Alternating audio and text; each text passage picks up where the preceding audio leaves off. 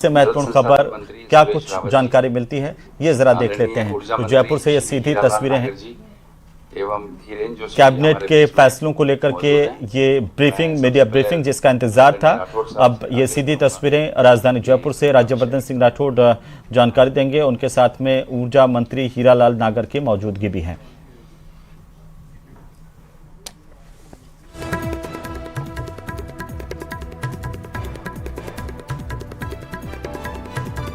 तो आप भी देखिए कि आखिरकार आज कैबिनेट ने क्या कुछ फैसले लिए हैं। ब्रीफिंग का इंतजार था और वो घड़ी आ गई। राजस्थान सरकार की तरफ से जो कैबिनेट में महत्वपूर्ण फैसले लिए गए हैं उनको लेकर जानकारी देने के लिए राज्यवर्धन सिंह राठौड़ क्या कुछ कह रहे हैं, सुन लेते हैं। कि कैबिनेट की प्रेस कॉन्फ्रेंस में आज कैबिनेट के अंदर माननीय मुख्यमंत्री जी के अध्यक्षता के अंदर कुछ महत्वपूर्ण निर्णय लिए गए हैं। मैं और मेरे साथीगण वो निर्णय आपके माध्यम से प्रदेश की जनता तक पहुंचाना चाहते हैं। सबसे पहले तो इस आर्थिक समय में राजस्थान सरकार कुछ निर्णायक कदम उठा रही है, कुछ नीतियां ऐसी बना रही है जो मात्र नीति तक सीमित नहीं बल्कि राजस्थान के अंदर अगले 25 वर्ष तक कम से कम राजस्थान की आर्थिक ताकत, युवाओं के लिए रोजगार और इंडस्ट्रियलाइजेशन का माध्यम बन रही है। राजस्थान का युवा हो वो अंतर्राष्ट्रीय दुनिया के साथ मुकाबला करना चाहता है, राजस्थान की बेटी हो वो एंटरप्रेन्योर बनना चाहती है, राजस्थान का किसान हो वो अपने मूल्यवर्धन करना चाहता है अपने खेत के अंदर। और इसी से संबंधित कैबिनेट ने जो निर्णय लिया वो इन्हीं एस्पिरेशंस, आशाओं को पूरा करता है। प्रधानमंत्री मोदी जी ने विजन रखा है 2047 तक का, किस तरह से एक इकोनॉमिक ट्रांसफॉर्मेशन पूरे देश में आए। उसी दिशा में माननीय मुख्यमंत्री भजन लाल जी ने कैबिनेट के माध्यम से कुछ निर्णय लिए हैं, जिसमें सबसे पहला है राजस्थान की इंडस्ट्रियल डेवलपमेंट पॉलिसी 2026। ये पहली बार है राजस्थान के अंदर जहां इंडस्ट्री के अंदर शामिल करा गया है GCCs, global capacity centres, hotel, data centres, warehouses, IT services, recycling plants, logistics, इन सब को चाहे रेवेन्यू हो, चाहे रिको हो, चाहे पूरा का पूरा अलग अलग विभाग हो, सबके अंदर मान्यता दे दी गई है कि ये अब इंडस्ट्री के अंदर आते हैं। हमें 30 लाख करोड़ की इकोनॉमी पहुंचना है और उसी दिशा के अंदर हर जिलेवार इस पॉलिसी को लागू करा जाएगा। हर डिस्ट्रिक्ट के अंदर उसकी एक अपनी आर्थिक आइडेंटिटी होगी, हर जिले की अपनी आर्थिक आइडेंटिटी होगी।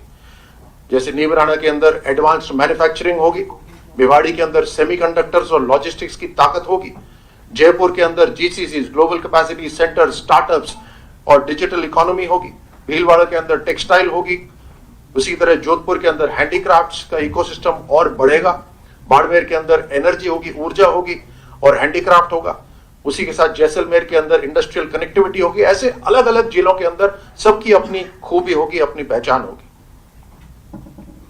आज राजस्थान का युवा दुनिया के साथ मुकाबला करने को तैयार है और उसी से जुड़ता है टैलेंट इकोनॉमी। और टैलेंट इकोनॉमी का मतलब है कि हमने उसी को ध्यान में रखते हुए सेमीकंडक्टर इकोसिस्टम, आर्टिफिशियल इंटेलिजेंस और machine learning system, AVGC and XR, aerospace, इन जैसे भविष्य के जो सेक्टर्स हैं उनको भी अपनी इंडस्ट्रियल पॉलिसी के अंदर शामिल कराएं।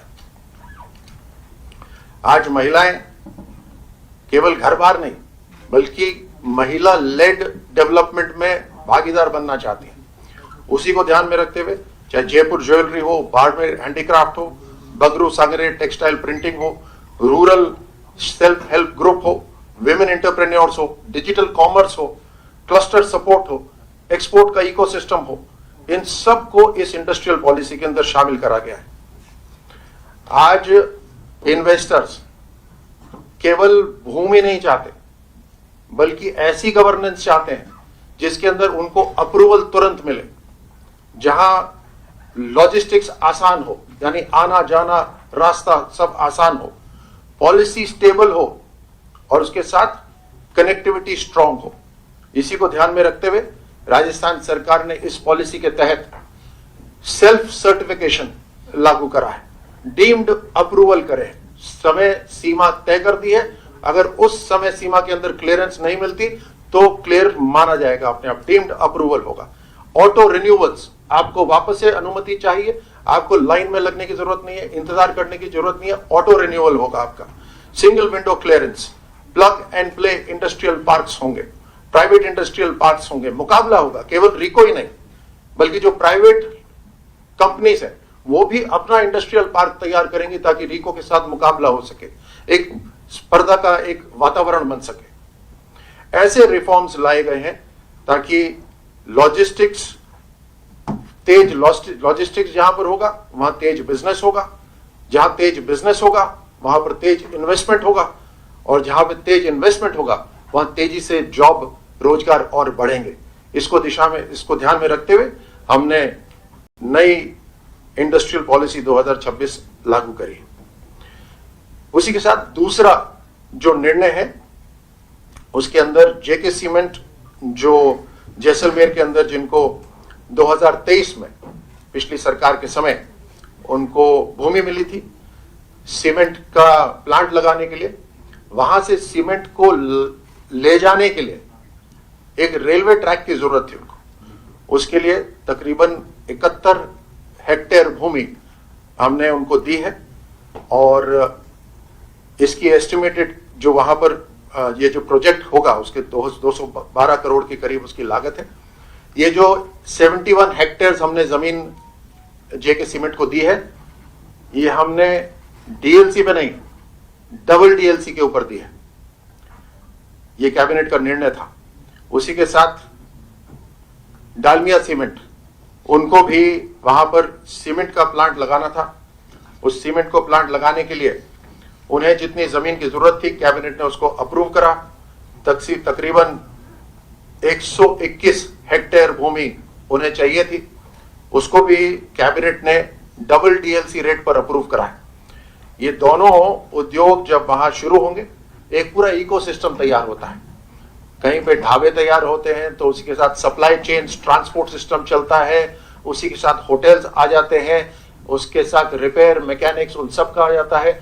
साथ साथ ये सीमेंट जो है ये राजस्थान के क्षेत्रों के अंदर सबसे पहले उपलब्ध होगी, तो रोजगार भी बनता है, इंफ्रास्ट्रक्चर भी तैयार होता है।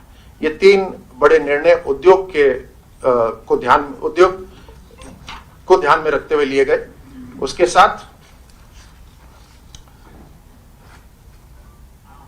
आम जन की समस्याओं का समाधान जो सरकार के अधिकारी करते हैं, उस ऐसे सरकारी अधिकारियों को लाभान्वित करने के लिए उनके संवेदनशील और पारदर्शी सुशासन को ध्यान में रखते हुए, उनकी महत्वपूर्ण भूमिका को ध्यान में रखते हुए सरकारी कर्मचारियों के लिए सरकार ने पेंशन आसान करने के लिए कुछ निर्णय लिए हैं।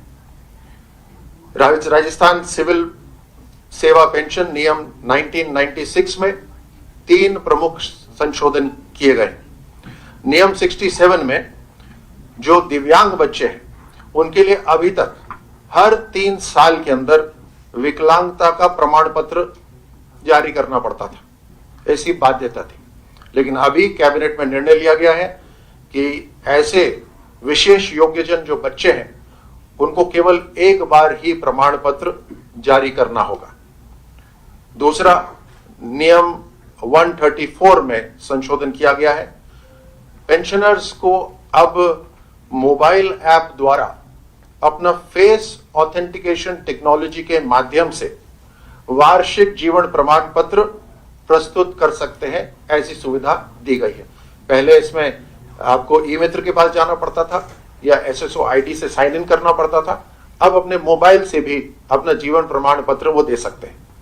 तीसरा, जो गेजेटेड ऑफिसर्स होते थे, वो गेजेटेड ऑफिसर्स के लिए ये पहले से लागू थी, लेकिन अब हमने नॉन गेजेटेड ऑफिसर्स के लिए भी ये लागू करी है कि वो एसएसओ आईडी पर साइन कर सकते हैं और जीवन प्रमाण पत्र दे सकते हैं। उदाहरण के तौर पे अगर मैं किसी नॉन गेजेटेड ऑफिसर को भी जानता हूं और वो मुझे जानता है, तो नॉन गेजेटेड ऑफिसर भी मेरा जीवन प्रमाण पत्र कर सकता है।